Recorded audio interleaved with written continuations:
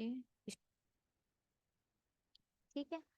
अच्छा जी, आज हमने मेकअप क्लास की है क्योंकि वो हमारी क्लास काफ़ी क्लासेस मिस हो गई थी और डायरेक्टर की तरफ से ऑर्डर्स थे कि आपको मेकअप सेशंस पूरे करने हैं, तो मैंने कहा आज रख लेती हूँ। ठीक है। आई होप बाकी टीचर्स ने भी रखी होंगी तुम लोगों की। खैर, लेक्चर स्टार्ट करते हैं, एक टॉपिक डिस्कस करते हैं। ठीक है। मैंने लास्ट टाइम बताया था कि मल्टी वाइब्रेटर्स का टॉपिक हमने वहीं ख़त्म कर दिया था। उसके बाद से हम जो है वो मल्टी वाइब्रेटर के बाद जो हमारा नेक्स्ट टॉपिक है वो बेसिकली एडीसी का टॉपिक है, एनालॉग टू डिजिटल कन्वर्टर्स का। ठीक है। अच्छा जी, एनालॉग टू डिजिटल कन्वर्टर्स का बेसिक जो होती है एनालॉग टू डिजिटल कन्वर्टर्स की। ठीक है। उसमें हमने अभी तुम लोग आगे अभी एसएनएस पढ़ रहे हो, आगे जाके डीएसपी पढ़ोगे। तो बेसिकली हमारा मकसद ये होता है कि हम जो है किसी भी तरह के, अच्छा जहाँ कहीं मेरी आवाज़ ना आ रही हो तो मुझे मैसेज पे लिख के बता देना। ठीक है। अच्छा जी, एनालॉग टू डिजिटल कन्वर्टर का मकसद क्या होता है कि हम ये चाहते हैं कि हमारे पास जो भी, हेलो, जी जी आ रही है अच्छा मैं आवाज। सही है, मेरे पास सिग्नल ऐसे में शो नहीं हो रहा, तो आई हैव अ डाउट। खैर, स्क्रीन शो हो रही है? जी जी हो। सही है, ओके फाइन। अच्छा जी, हमारे पास एनालॉग टू डिजिटल कन्वर्टर्स का मतलब क्या होता है कि हम ये चाहते हैं कि हमारे पास जितने भी एनालॉग सिग्नल हैं, एनालॉग सिग्नल्स क्या होते हैं और डिजिटल सिग्नल्स क्या होते हैं, पहले तो ये डिफाइन करते हैं। हमारे पास जितने भी रियल टाइम सिग्नल्स होते हैं, ठीक है, वो हमारे पास सारे के सारे सिग्नल एनालॉग होते हैं। ठीक है। जितने भी हमारे सिग्नल्स होते हैं जो हम रिकॉर्ड कर रहे होते हैं, ठीक है, या जिस पे हम जिस जो हमारे पास डेटा होता है, रियल डेटा, ठीक है, वो सारा हमारे पास एनालॉग के फॉर्म में होता है। इसलिए बहुत कॉमन सी एग्जांपल हम ले सकते हैं, हमारे पास अभी इन्वायरमेंट में जहाँ हम बैठे हैं यहाँ पे हमारे पास बहुत सारे सिग्नल्स मौजूद हैं। किस किस तरह के सिग्नल्स मौजूद हैं? हम एक रूम में बैठे हुए हैं तो हमें मुख्तलिफ तरह की आवाज़ें आ रही होती हैं। ठीक है। That is a kind of voice signal. ठीक है। हम इस रूम में बैठे हुए हैं तो हमारे हमारे रूम का कोई ना कोई टेम्परेचर है जो हर सेकंड पे जो है वो, या हर हम कहते हैं डिफरेंट टाइम पीरियड पे हम उसे मेजर कर सकते हैं। टेम्परेचर हर टाइम मौजूद है, इसका मतलब ये भी हमारे पास एक तरह का सिग्नल है। इसी तरह एयर है, एयर भी एक तरह का सिग्नल है। ठीक है। तो दुनिया में जितने भी रियल टाइम सिग्नल्स होते हैं वो सारे एनालॉग इन नेचर होते हैं क्योंकि वो हर टाइम पे मौजूद होते हैं। ठीक है। इनफैक्ट ये मेरी जो आवाज़ है ये भी एक तरह का कंटिन्यूअस टाइम सिग्नल है क्योंकि ये हर पॉइंट पे इसकी कोई ना कोई वैल्यू मौजूद है। ठीक है। आइदर मेरी आवाज़ में मेरी पिच या वॉल्यूम कम ज़्यादा हो सकता है, उससे सिग्नल के एम्पलीट्यूड पे फ़र्क पड़ सकता है, लेकिन मैं कंटिन्यूअसली बोल रही हूँ तो इसका मतलब हर माइक्रो सेकंड पे उसकी वैल्यू ज़रूर मौजूद है। कम या ज़्यादा डजेंट मैटर। ठीक है। तो हमारे पास जितने भी दुनिया में सिग्नल्स होते हैं वो सारे के सारे एनालॉग इन नेचर होते हैं। ठीक है। जस्ट लाइक हम एनालॉग सिग्नल्स को किस तरह से बनाते हैं, मोस्टली हम सिग्नल्स को साइनोसॉइडल से रिप्रेजेंट कर रहे होते हैं। ठीक है। अच्छा जी, ये जो सिग्नल होता है ये हमारे पास क्योंकि ये हर टाइम पे मौजूद होता है और इसकी कोई भी रैंडम वैल्यू हो सकती है। अच्छा, क्योंकि मैं माउस यूज़ कर रही हूँ तो ये कुछ आड़ा टेढ़ा बन सकता है। ठीक है। क्योंकि ये हर टाइम पे मौजूद होता है और इसकी कोई भी रैंडम वैल्यू हो सकती है। अब मेरी जो आवाज़ है इसकी इसका वॉल्यूम ऊपर नीचे हो रहा है तो इसकी कोई भी वैल्यू हो सकती है। हो सकता है एक वक्त में अगर इसकी एम्पलीट्यूड की वैल्यू 10 हो तो अगले वक्त में इसकी एम्पलीट्यूड की वैल्यू 10.05 हो। ठीक है। या उसके अगले वक्त में इसकी वैल्यू शायद 10.6 हो। ठीक है। तो यू कांट प्रिडिक्ट, इसकी वैल्यूज जो होती हैं वो रैंडम होती हैं। ठीक है। इसकी बहुत कॉमन एग्जांपल हम टेम्परेचर से ले सकते हैं। ठीक है।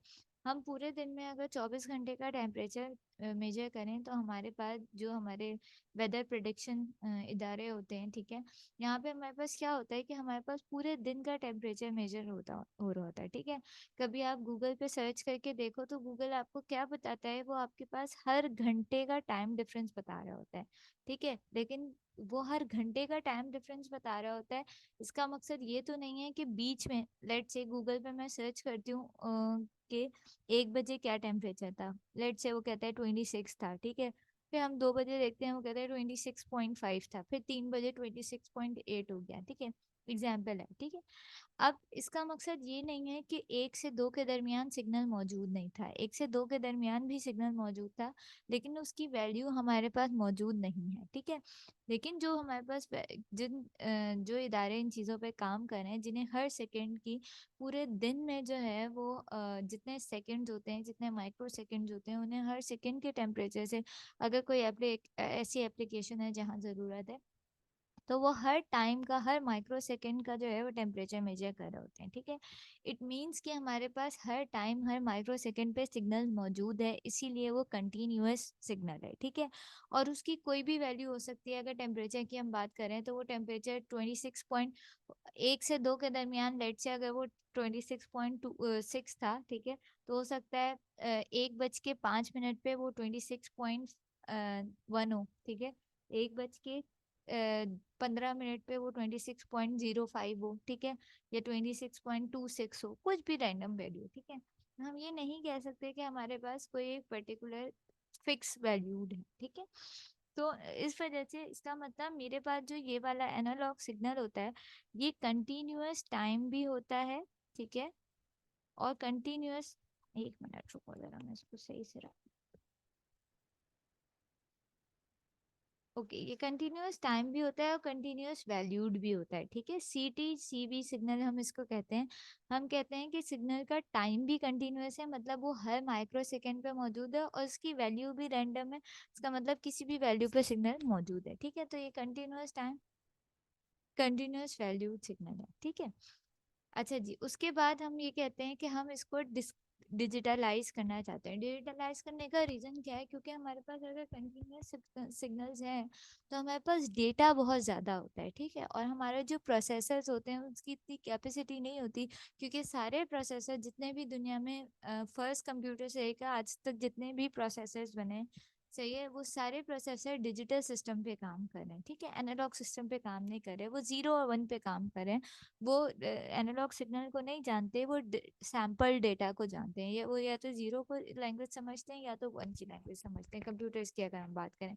उसके अलावा भी हमारे पास जो प्रोसेसर्स हैं उनकी इतनी कैपेसिटी नहीं होती कि वो लार्ज डेटा को हैंडल कर सकें। लेट से अगर मैं पूरे दिन के टेम्परेचर की हर सेकेंड की बात करती हूँ, तो दिन भर में जो है वो कितने thousands of millions of seconds होते हैं, ठीक है। उसके हिसाब से अगर मैं डेटा कलेक्ट करूंगी तो मेरे पास बहुत सारा डेटा हो जाएगा, और इस बड़े इतने सारे वैल्यूज को, ज़ाहिर है अगर मेरे पास मिलियन हर सेकंड पे मैं मेजर कर दूं तो मेरे पास वैल्यूज भी इन मिलियंस में आएंगी, ठीक है। अब इतने सारे डेटा को प्रोसेस करना भी मेरे लिए मुश्किल है, ठीक है। तो हम ये चाहते हैं कि हमारे पास लिमिटाइज डेटा हो, ठीक है, ताकि हम उसे बआसानी जो है वो प्रोसेस कर सकें। उससे फर्क, और डेटा के बिहेवियर में भी फर्क ना पड़े, जैसे कि लेट से हम कहते हैं हमारे पास 1 बजे कुछ टेम्परेचर था, 2 बजे 1 बजे 26 पॉइंट था।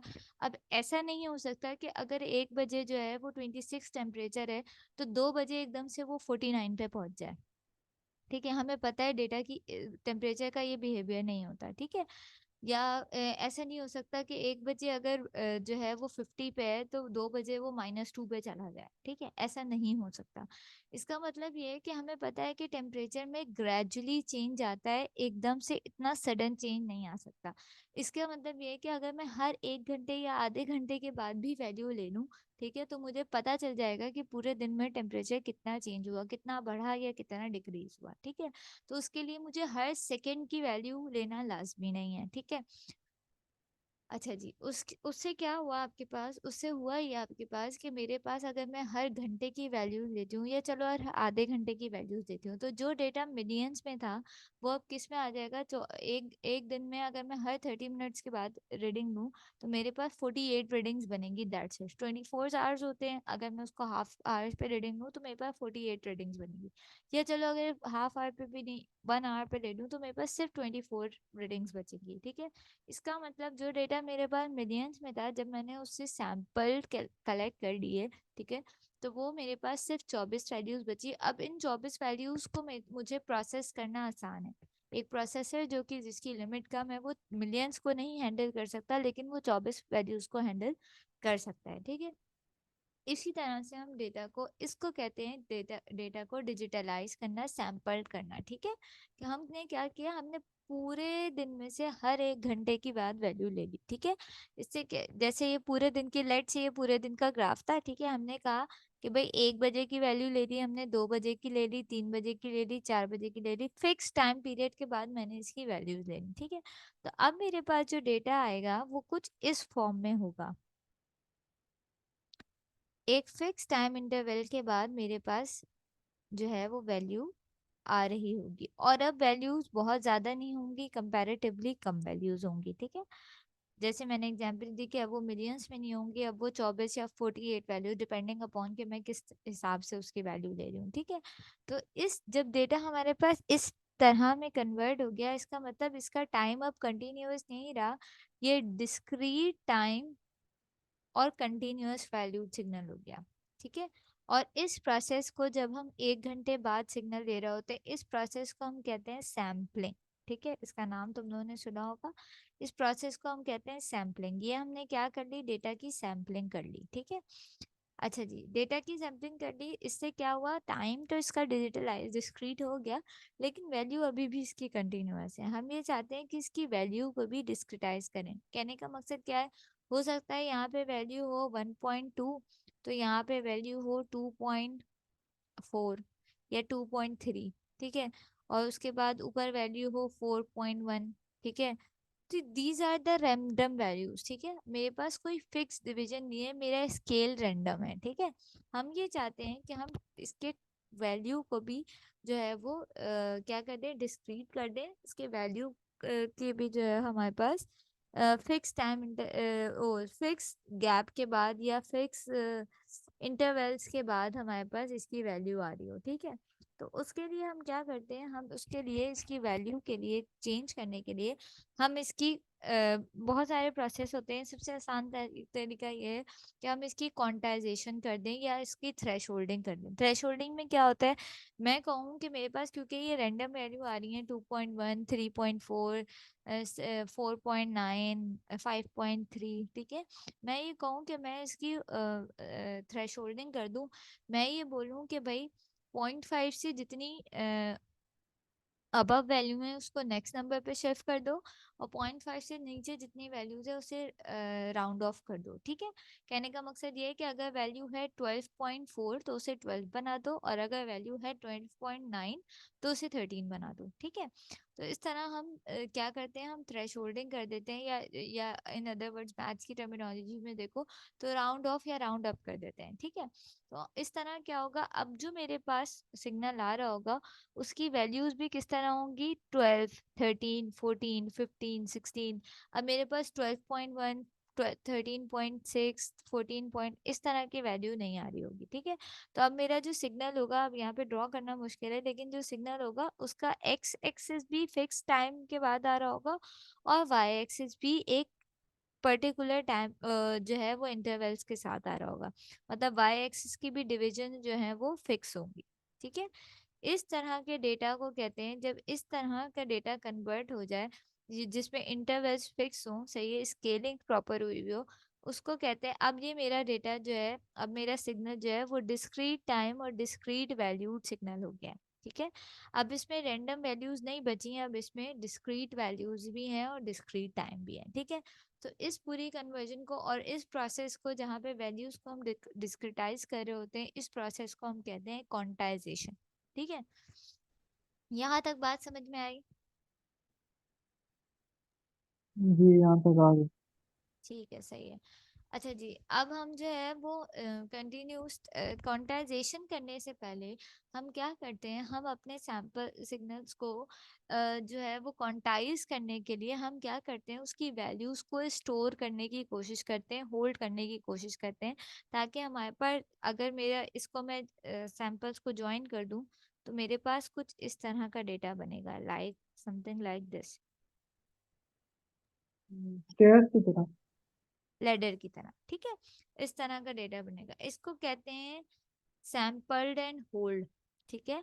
इसको कहते हैं सैंपल एंड होल्ड। इसके लिए जो हमारे पास सर्किट्स यूज होते हैं वो ओपैम्प बेस्ड सर्किट्स यूज होते हैं, ठीक है, सैंपल एंड होल्ड के लिए। तो सैंपल और होल्ड क्या होता है, बेसिकली ये एनालॉग टू डिजिटल कन्वर्शन के लिए यूज होता है, ठीक है। हम क्या करते हैं, हम इनपुट सिग्नल के वोल्टेजेस को पहले सैंपल्स कलेक्ट करते हैं, पर फिर उन सैंपल्स को होल्ड करते हैं स्मॉल टाइम ड्यूरेशन के लिए, ठीक है। ये यूज कहाँ होते हैं, ये एनालॉग टू डिजिटल कन्वर्टर्स में यूज होते हैं, ठीक है। मैं क्लियर कर दूं स्क्रीन पे। मैम एनालॉग, एसी वगैरह में, सॉरी। एसी वगैरह में यूज होते हैं ना, वो टेम्परेचर की वैल्यू लेके सेट करते हैं रूम का टेम्परेचर। हाँ नहीं, कहने का मकसद ये है कि ये किसी भी एनालॉग, जहाँ भी हमें एनालॉग टू डिजिटल कन्वर्टर्स बनाने हैं, वहाँ पे ये सैंपल और होल्ड सर्किट यूज हो सकता है, ठीक है। अच्छा, सैंपल क्या करता है, सैंपल सर्किट, सैंपल क्या होता है, बेसिकली सैंपल का मकसद ये है कि उसके सैंपल्स का पहले कलेक्ट करना, ठीक है, इनपुट सिग्नल के सैंपल्स कलेक्ट करना, और फिर उसको होल्ड कर, क्या करना है, मतलब है कि उसको एक पर्टिकुलर टाइम पीरियड के लिए होल्ड करना है, ठीक है। इस होल्डिंग सर्किट के लिए हमारे पास बेसिकली कैपेसिटर यूज हो रहा होता है, ठीक है। कैपेसिटर क्या काम कर रहा होता है, कैपेसिटर हमारी जो प्रीवियस वैल्यू होती है उसको for a particular time period वो उसको होल्ड करके रखता है जब तक नेक्स्ट वैल्यू नहीं आ जाती, ठीक है। अब ये यहाँ पे एक एग्जांपल दी हुई है सैंपल सिग्नल की, ठीक है, कि ये देखो एनालॉग सिग्नल है, उसके बीच बीच में से फिक्स टाइम, देखो एक वैल्यू से दूसरी वैल्यू के बीच में टाइम डिफरेंस सेम है, ठीक है। तो ये ऊपर वाला कंटिन्यूअस, रेड वाला कंटिन्यूअस सिग्नल है और उसकी सैंपल्स कलेक्ट किए हैं, ठीक है। अच्छा जी, हमारे पास जो सबसे बेसिक सैंपल और होल्ड सर्किट के समझने के लिए बेसिक सर्किट यूज होता है वो क्या है, हमारे पास समझो हमने एक कैपेसिटर के साथ एक कंट्रोल स्विच लगा दिया, ठीक है।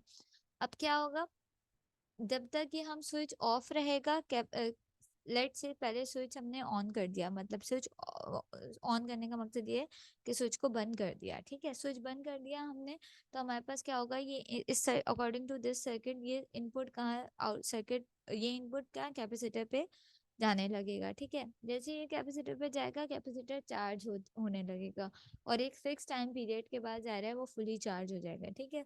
फिर हमने स्विच को बंद कर दिया, जब हमने बंद कर दिया तो कैपेसिटर पे आउटपुट पे वही वैल्यू, क्योंकि आगे कोई लोड नहीं लगा है तो कैपेसिटर डिस्चार्ज नहीं होगा, ठीक है। जो उस पे वैल्यू आ रही है वही वैल्यू रहेगी। अगर मैं यहाँ पे रेजिस्टर लगा दूंगी तब तो कैपेसिटर डिस्चार्ज होना शुरू हो जाएगा, ठीक है। अगर मैं यहाँ पे रेजिस्टर नहीं लगाऊंगी तो कैपेसिटर पे वही वैल्यू आती रहेगी जो आ रही थी, ठीक है। फिर हमने स्विच को दोबारा, जब हमने स्विच को ऑफ कर दिया था तो कैपेसिटर पे वही वैल्यू होल्ड रही, फिर हमने स्विच को दोबारा ऑन किया, फिर इनपुट आएगा कैपेसिटर पे, फिर नई वैल्यू आ जाएगी, ठीक है। अब समझो इंक्रीज वैल्यू हो गई, ठीक है, पिछली वैल्यू से बड़ी वैल्यू आ गई समझो, ठीक है।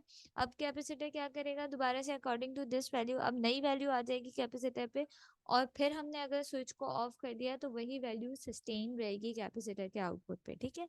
तो इसका मतलब कैपेसिटर को क्योंकि कोई वो नहीं मिल रहा, डिस्चार्जिंग पाथ नहीं मिल रहा, तो कैपेसिटर अपनी वैल्यू को, चाहे इनपुट वन भी हो जाए लेकिन वो अपनी वैल्यू को होल्ड करके रखेगा, ठीक है। तो इस तरह से ये सर्किट जनरली हम बेसिक सर्किट इस तरह, लेकिन अब जाहिर है क्योंकि इलेक्ट्रॉनिक सर्किट है वहाँ पे हम कोई ये रैंडम स्विच ऑन ऑफ के लिए यूज नहीं कर सकते, ठीक है। तो हमें कोई ना कोई इलेक्ट्रॉनिक स्विच चाहिए जो जो किसी पल्स पे या किसी फिक्स टाइम इंटरवल के साथ पार ऑन या ऑफ हो रहा हो। तो इसके लिए हम क्या करेंगे, हम कहेंगे कि हम भाई इलेक्ट्रॉनिक सर्किट में जो स्विच, इलेक्ट्रॉनिक स्विच हमारे पास होता है वो बेसिकली किस तरह का होता है, वो होता है मॉसफेट हमारे लिए, ठीक है। मॉसफेट को हम क्या, बीजेटी को, ट्रांजिस्टर को, बेसिकली ट्रांजिस्टर हमारे पास स्विचिंग के लिए यूज होते हैं, और ट्रांजिस्टर को, एक मिनट, अच्छा जी, ट्रांजिस्टर को बेटा एक मिनट hold करना। हम्म,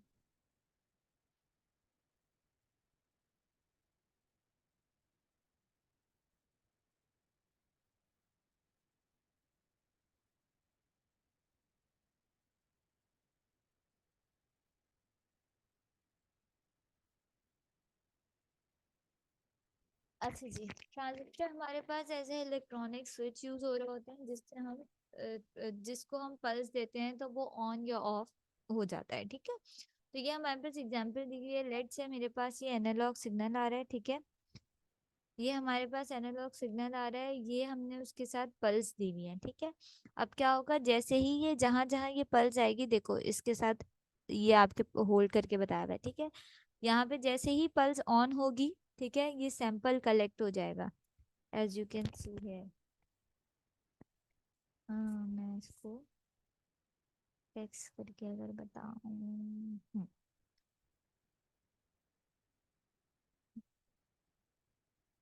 सिलेक्ट क्यों नहीं हो रहा। अच्छा जी, जैसे ही मेरे पास ये ऑन हुआ, पल्स आई, इसका ये सैंपल कलेक्ट हो गया, ये देखो ये सेम लाइन, ठीक है। उसका कलर चेंज करते हो ताकि मुझे ये नजर आए।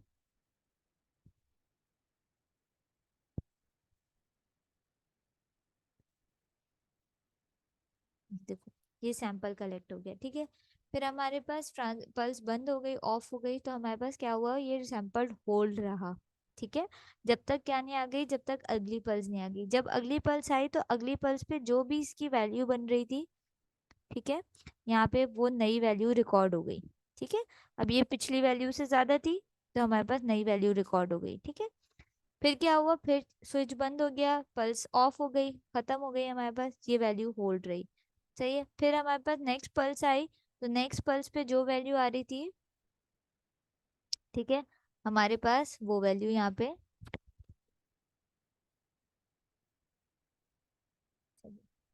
जो पल्स आई हमारे पास यहाँ पे, वो पल्स थी वो रिकॉर्ड हो गई। फिर हमारे पास मतलब एनालॉग सिग्नल की जो वैल्यू थी वो रिकॉर्ड हो गई। फिर पल्स ऑफ हो गई, चाहिए, हमारे पास वो वैल्यू होल्ड रही। फिर नेक्स्ट आई, इसी तरह ये साइकिल चलता रहा। अब यहाँ पे जो मैं ग्रीन से सिग्नल बना रही हूँ, ये आपके पास basically sample and hold circuit का जो आउटपुट है उसका सिग्नल होगा, ठीक है। तो हमारे पास क्या होता है, हम इलेक्ट्रॉनिक स्विच से मतलब इलेक्ट्रॉनिक स्विच का मतलब है कंट्रोल पल्स से। कंट्रोल पल्स से हम क्या करते हैं, कंट्रोल पल्स से हम अपने सिग्नल को कंट्रोल कर रहे होते हैं, और जो सैंपल हमें कलेक्ट करना है, सैंपल आता है, पल्स ऑन होती है, सैंपल आता है, पल्स ऑफ होती है, वो सैंपल होल्ड रहता है जब तक नेक्स्ट पल्स ना आ जाए, ठीक है। और इस तरह हमारे पास सैंपल और होल्ड सर्किट काम करता है, ठीक है। अच्छा जी, अब ये सर्किट किस किस तरीके से होता है इसका, ये तो हमें समझ में आ गया कि भाई इसमें एक मॉसफेट लग रहा होगा, ठीक है, एक कैपेसिटर लग रहा होगा। ओपैम का क्या काम है यहाँ पे, ओपैम क्या रोल प्ले कर रहा है, ठीक है, हम उसको देखते हैं। Now this is the circuit, ठीक है, हमारे पास ये सर्किट है। अच्छा okay, now this is the circuit, हमारे पास ये सर्किट है, ठीक है। इसमें क्या लगा हुआ है, हमने इनपुट पे एक वोल्टेज फॉलोअर लगाया है, उसके बाद एक मॉसफेट लगा हुआ है। मॉसफेट के इनपुट पे यानी गेट पे हमारे पास क्या लगा हुआ है, एक कंट्रोल पल्स लगी हुई है, मतलब एक स्क्वायर वेव है जो हमने जनरेट करवाई हुई है। अच्छा, नाउ वी नो, हम स्क्वायर वेव बहुत सारे तरीकों से जनरेट करवा सकते हैं।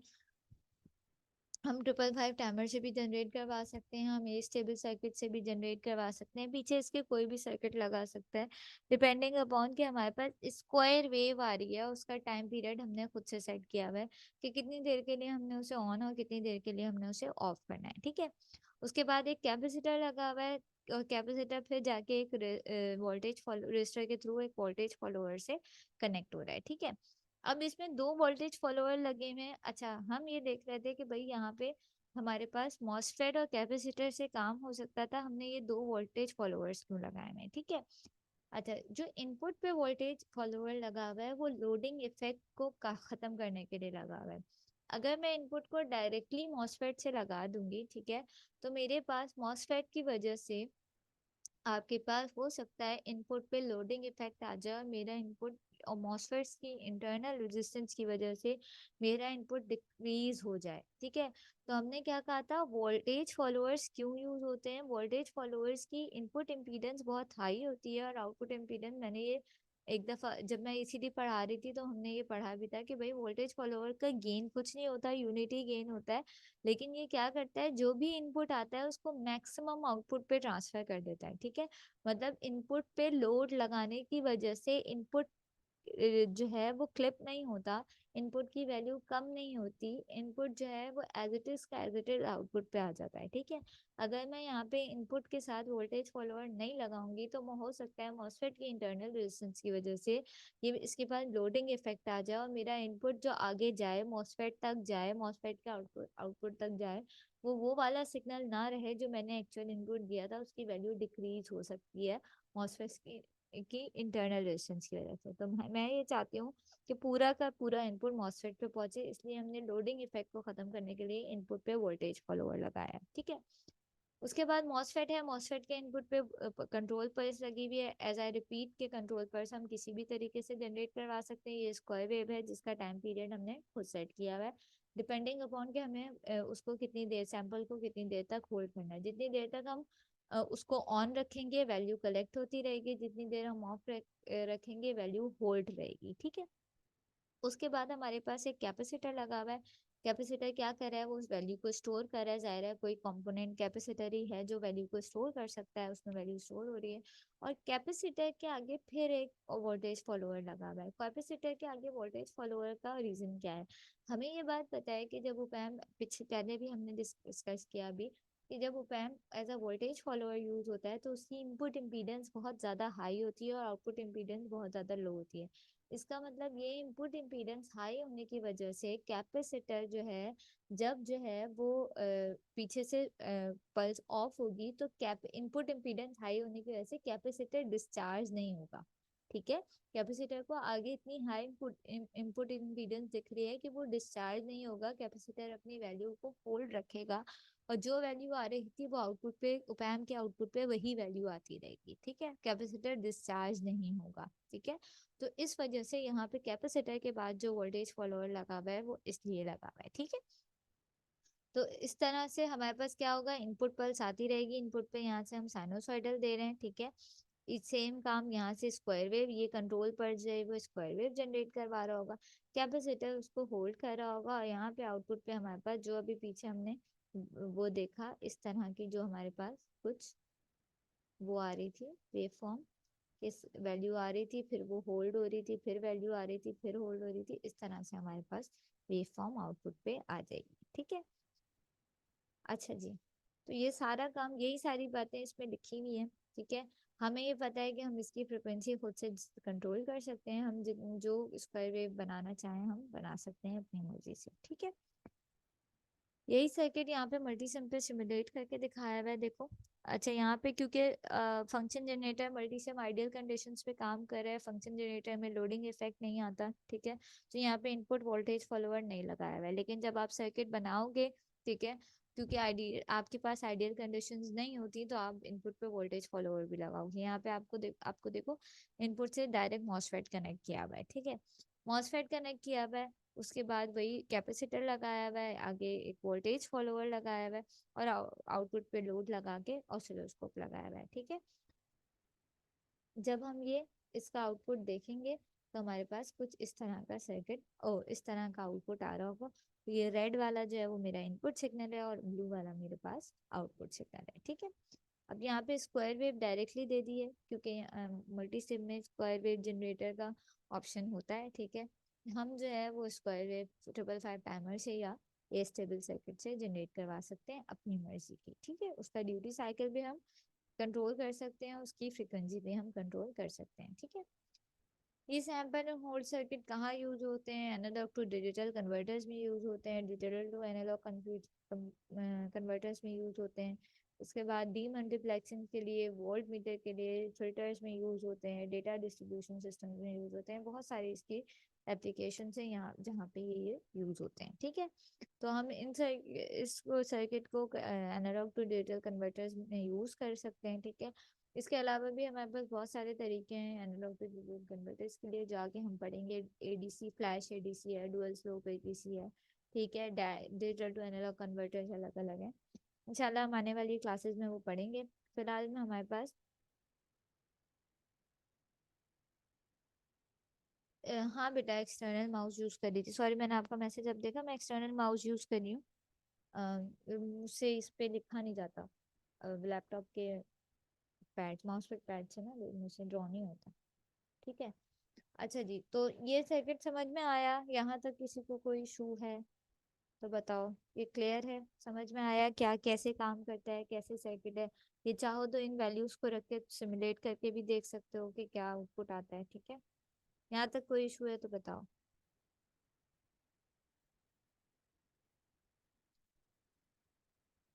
मलिया का तो कोई मैसेज ही नहीं आ रहा, मुझे लग रहा है मलिया सिर्फ ऑनलाइन है, उसने कनेक्ट करके बस छोड़ा हुआ है।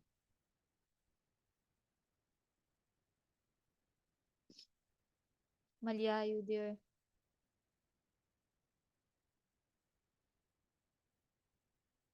Okay, I think she is not there. ठीक है, हम इसको यहीं वाइंड अप करते हैं। ये सेशन रिकॉर्ड हो रहा है, मलिया उसको देख लेगी, सुन लेगी। ठीक है, इंशाल्लाह मंडे को हम क्लास में मजीद एक एक दो एडीसी के सर्किट और डिस्कस कर लेंगे जनरली। ठीक है, और फिर ट्यूसडे को मैंने कहा था कोई से एक मेकअप सेशन से मैम नेक्स्ट। सीपी। सीपी बेटा मैं इंशाल्लाह देखो कल तक शेयर कर दूंगी। ठीक है, आज रात को या कल तक। मुझे थोड़ा उसको अलाइन करने का टाइम नहीं मिल रहा है, लेकिन मैं आसान दूंगी, परेशान नहीं हूँ। और मैं जल्दी शेयर कर दूंगी। ठीक है, मैं उसकी कोई हिंट भी दे दूंगी ताकि तुम लोगों को सॉल्व करने में मसला ना हो। ठीक है, चलो इसको यहीं स्टॉप करते हैं। इंशाल्लाह मंडे को फिर मिलते हैं, कंटिन्यू करते हैं। ठीक है, अल्लाह हाफिज।